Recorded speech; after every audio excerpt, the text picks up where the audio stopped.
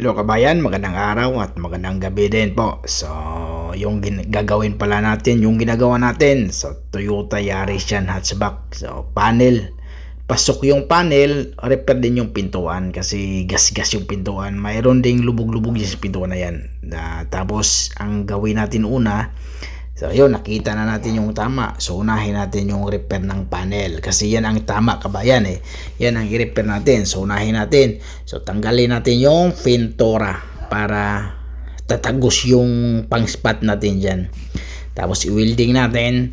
Yan o. Tapos yan o. So mayroon, hilahin mo natin yung sa medyo sa baba para mailabas natin. Tapos okay na yung sa baba ha? Kasi pasok din yung kabayan eh. So yun. So mayroon tayong plate na panghila. So i-welding natin na MIG yan. So harangan natin yung doon sa upuan para hindi, baka may tatalsik doon, delikado. So baka yung upuan bubutas pag may tatalsik dyan. Yan, weld spot natin para mahila natin yan. Kasi matibay yan sa kabayan. Hindi pwede yung pang dikit-dikit mo lang, idikit tapos sabay hila, idikit. Mahirap din yon. So mayroon ding tinatawag dito na parang yung nakakurba-kurba siya tapos idikit mo lang tapos magwi-weld yun, dikit magwi-weld, pwede din ganoon kasi maganda din yung buwan na yun, magandang klase. Pero yun, nasanay na kasi ako dyan, MIG yung gamit ko. Tapos sabay, kasi maganda kasi yung kabayan kasi matibay. Yung machine na gumamit ako ng ganoon na yung sa gilid na butas eh, yung nangyari yan kasi mas maganda yan kasi kontrolado ko dyan eh, na ako na magwi-welding yan o. Tapos sabay hila, tapos yan, tanggalin na natin. Yan, bihira lang butas ng kabayan ha, bihira lang butas dyan.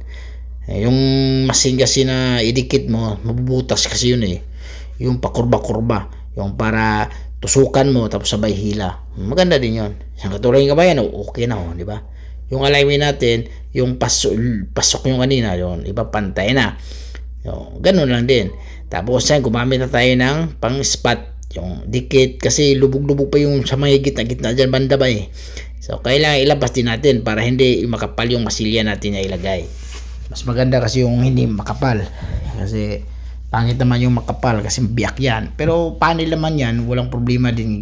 Di katulad sa pintuan, mas delikado yung pintuan pag makapal yung masilya kasi sarado, bukas sarado, delikado yon, baka matanggal yung masilya pag makapal.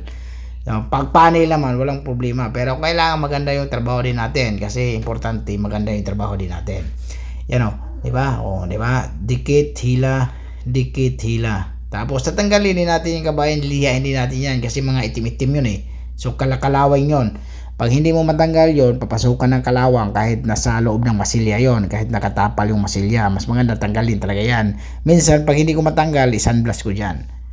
Yun, okay na. So, okay na lahat. So, masilya na tayo. Pero yung unang ginamit ko dyan, fiber. Yan, gumamit na ako ng fiber. Mas matibay talaga yung fiber kabayan kaysa masilya na ordinary lang.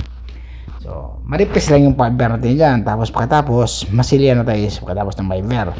Kasi mabilis na matuyo yan sa kabayan. Saglit lang talaga matuyo yung fiber. Lalo na pag damihan mo medyo hardener. Tapos, kuhan mo lang, ihalo mo ng mabuti. Kasi minsan nasubukan ko na kunti lang hardener na ilagay ko tapos hindi ko nahalo ng maayos, hindi, pangit yung kuha natin yung fiber. Mas maganda yung tamang timpla lang.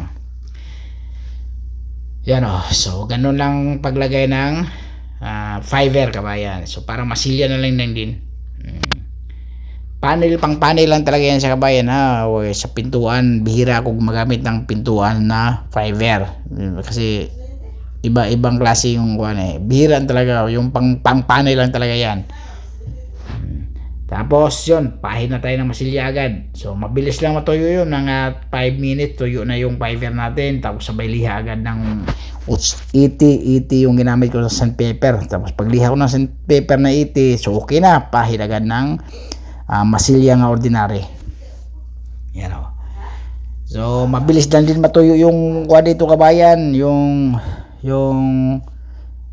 masilya. Pero pag nag-train ka pa ng masilya, yung hindi mo pag mahabulan ka sa pag yung titigas siya, kunti lang ang hardener ilagay mo, kunti lang para matagal-tagal. Pero matagal matuyo kasi yan eh. Dito kasi walang problema yung kabayan kasi machine, kasi hindi maganda yung pagkamasilya mo, pagpahid ng masilya mo, walang problema kasi machine ang magliha dyan eh.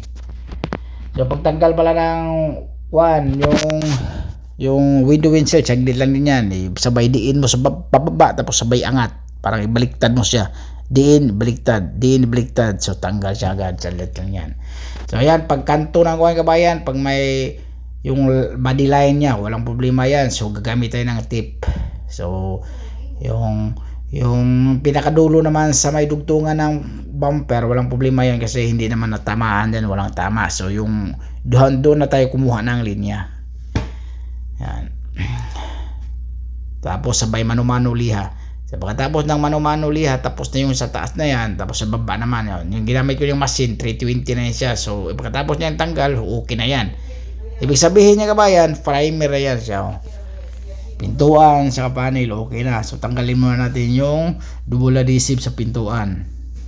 Saka na tayo magtanggal pag matapos na yung mga trabaho natin yan. Ayan, yun ang importante, yung malaking trabaho, yun ang unahin ko. Pag magtrabaho talaga ko ba yan, yung technique ko, unahin ko yung maglagay ako ng masilya. Saka na ako magtanggal na yan. Pag magpatuyo, magtanggal. So pahid ulit, tapos papatuyo, tanggal ka na naman kung anong tanggalin, katulad ng mga handle. Yung mga katulad ng kabayan, pero nahuli na yung kabayan, ibig sabihin tapos na, pang pinali na yan. So pagkatapos na yan, primer na siya. So walang ibang tumira ng primer, tayo lang din kasi maraming trabaho yung preparasyon. So tayo na nagtip, tayo din ng primer. So pwedeng tayo din magliha dyan pag walang gawa, o kaya maraming gawa yung preparasyon, tayo na din magliha para sigurado, tapos tayo din magtip para diretso pintura na. Pero hindi na tayo magpipintura dyan, iba yung magpa-final pintura. So katulad ka ba yan, lihain natin. So pagliha natin yan, yung final liha natin sa primer 800. So 800 hanggang 800 lang tayo sa primer.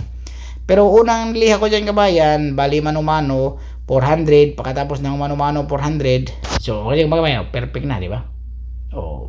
Maradong maganda.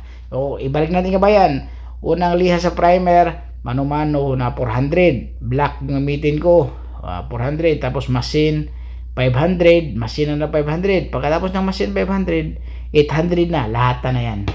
Bali pati yung blending 800 na rin yun. Tapos pagkatapos yung mga pintuan, yung blending na pintuan sa gilid, 800 din siya. Tapos yan, titrahin natin ganun para makita natin linisan. Panglinis yan kabayan ha, yung tubig na yan, yung spray natin. Ganun lang kasimple kabayan mag-repair ng sasakyan. So kaya nyo itong gawin. Maganda itong skill kabayan. Malakas sa abroad to pag mag-apply ka. So kahit pintor din, mechanic, ganitong skill, di ba? So maraming salamat kabayan. Huwag kalimutang mag-subscribe kabayan. Pag-follow ang page natin din po. Maraming salamat po.